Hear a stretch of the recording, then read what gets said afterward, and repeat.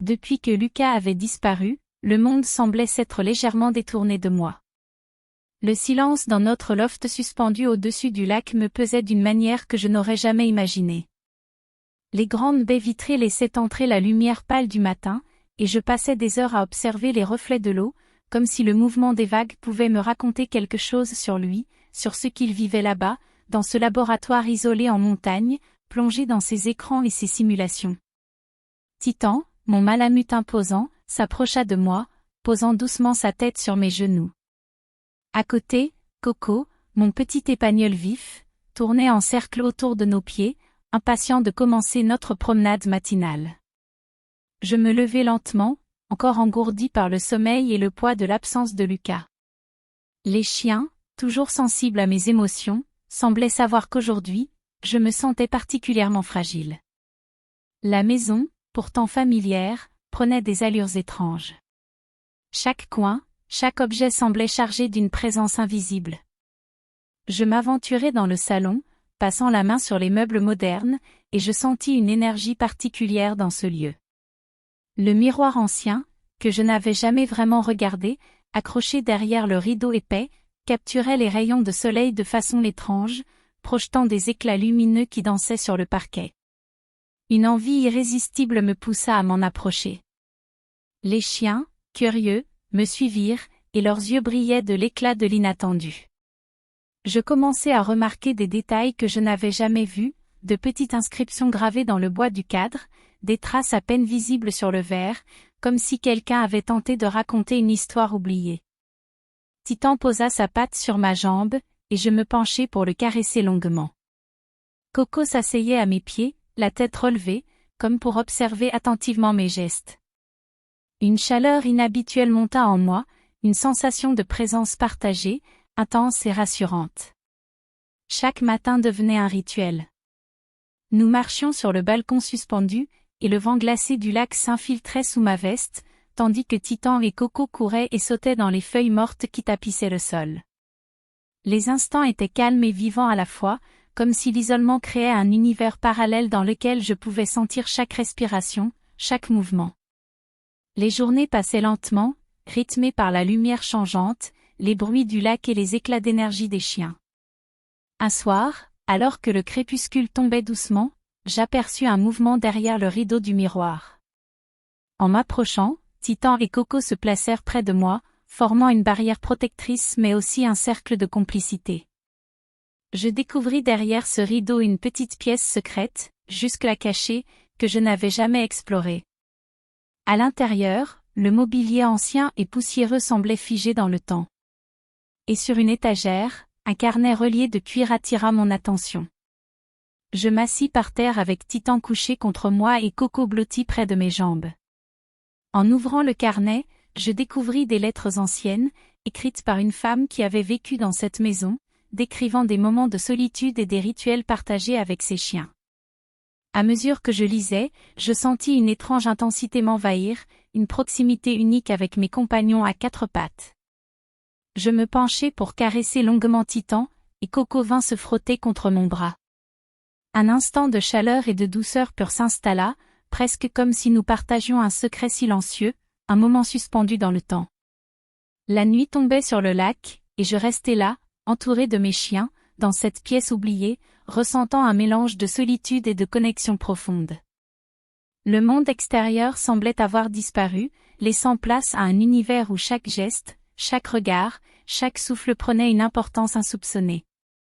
Et je compris que ces semaines seules allaient transformer ma perception de la maison, de la vie et de la complicité que l'on peut partager avec ceux qui nous entourent, même silencieux et à quatre pattes. Les jours suivants devinrent un mélange étrange de routine et de découverte.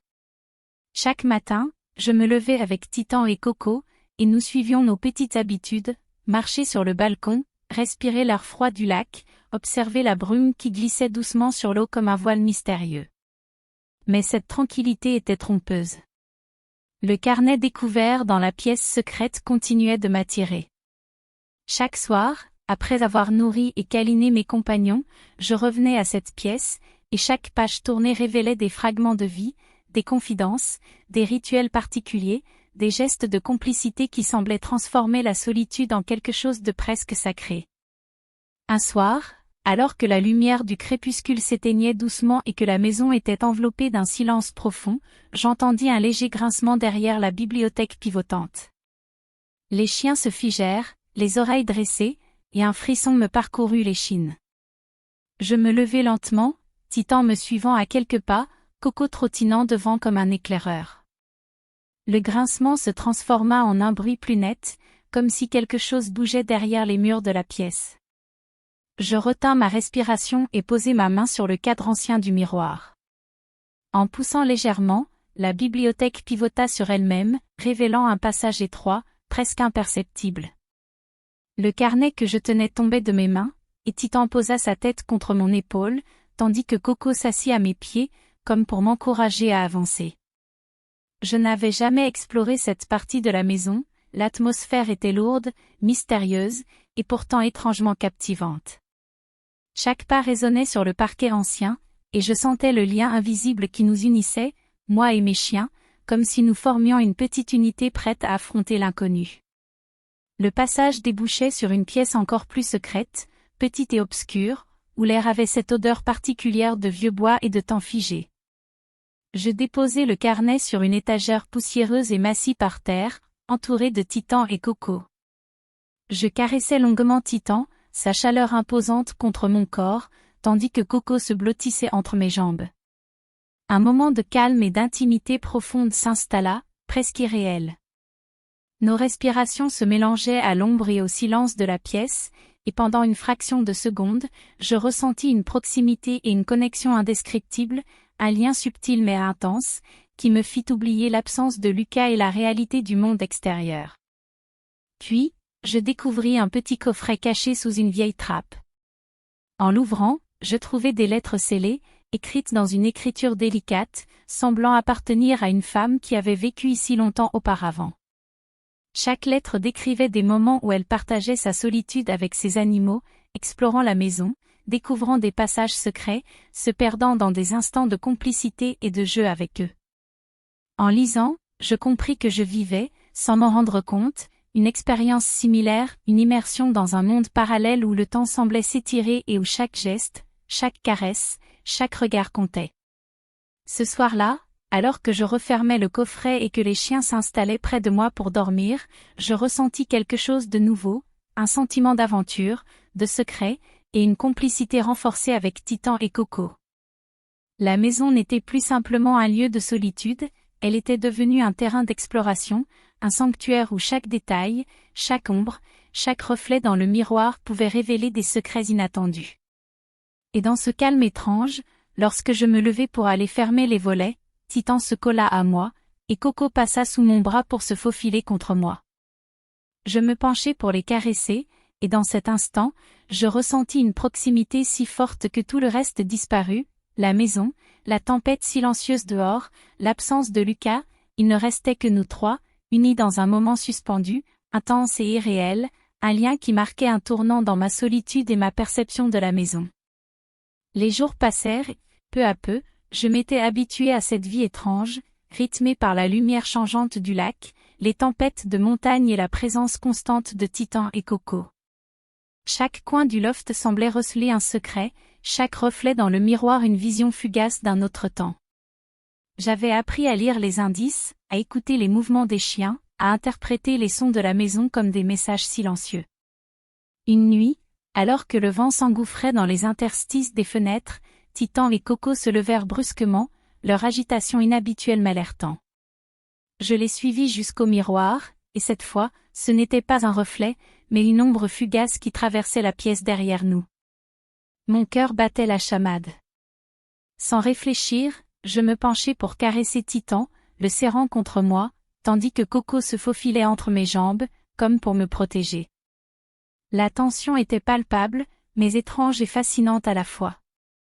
Je me souvins des lettres dans le coffret, la femme qui avait vécu ici auparavant parlait de moments où elle se sentait observée, parfois guidée par ses chiens vers des découvertes inattendues. Et soudain, ce fut comme si nous suivions le même chemin, Titan et Coco semblaient connaître l'espace mieux que moi, m'entraînant doucement à travers le passage secret. Nous arrivâmes dans une alcôve que je n'avais jamais remarquée, et là, derrière un panneau dissimulé, je découvris un second miroir, plus ancien encore, dont la surface ondulait légèrement, comme si elle était vivante. Je m'assis par terre, les chiens près de moi, et observai mon reflet se transformer imperceptiblement. La lumière vacillante et le silence de la maison créaient une atmosphère irréelle. Et c'est là que je compris, la solitude que j'avais ressentie ces semaines n'était pas seulement physique. Elle avait été un catalyseur, un moyen de révéler des liens que je n'avais jamais imaginés, avec les chiens, avec la maison, et avec moi-même. Titan posa sa tête contre mon épaule, Coco se glissa sous mon bras, et je sentis un moment de proximité absolue, silencieuse, où tout le reste disparaissait, laissant place à une intensité presque magique. Le lendemain matin, alors que l'air était encore saturé de brume, j'aperçus une silhouette approcher du chemin qui menait au loft. Lucas était revenu, mais quelque chose avait changé dans sa manière de marcher, dans son regard. Il portait avec lui un étrange appareil, il avait été plus longtemps dans le laboratoire que prévu, explorant une technologie de réalité virtuelle avancée, et semblait à la fois soulagé et perturbé. Nous nous observâmes en silence. Les chiens s'installèrent entre nous, comme un pont entre nos mondes séparés. Lucas me parla de ses découvertes, de la manière dont la simulation avait bouleversé sa perception du temps et de l'espace, et je compris que chacun de nous avait traversé une expérience unique, transformante, mais différente. Et c'est là que survint l'inattendu. Le second miroir que j'avais découvert commença à vibrer légèrement, projetant sur les murs des éclats lumineux et des ombres mouvantes. Je m'approchai, et Lucas fit de même, mais chacun de nous vit des choses différentes. Pour moi, il y avait Titan et Coco, immobiles et majestueux, comme des gardiens de ce monde secret. Pour lui, il y avait des projections de son laboratoire, des données et des hologrammes mouvants. La maison semblait fusionner nos expériences, et pour un instant, nous étions tous deux témoins d'un univers parallèle où la solitude et la présence, l'intimité et le secret, coexistaient. La tension disparut progressivement, remplacée par une étrange compréhension. Nous n'avions pas besoin de mots. Les semaines passées seules avaient créé des liens invisibles et profonds, et chacun de nous devait décider ce qu'il voulait conserver de cette expérience. Lucas sourit légèrement, un mélange de soulagement et d'émerveillement dans ses yeux. Je caressai Titan et Coco, et pour la première fois depuis longtemps, je me sentis complète, même si le monde restait imprévisible et étrange. Et dans ce calme fragile, je compris que certaines expériences ne sont jamais destinées à être expliquées. Elles se vivent, se ressentent, et laissent des traces indélébiles dans l'âme. Les chiens se blottirent contre moi, le vent soufflait doucement sur le lac, et la maison, avec tous ses secrets et ses miroirs, semblait retenir son souffle, comme si elle aussi avait assisté à la transformation silencieuse d'un foyer qui n'était plus seulement un lieu, mais un univers à part entière.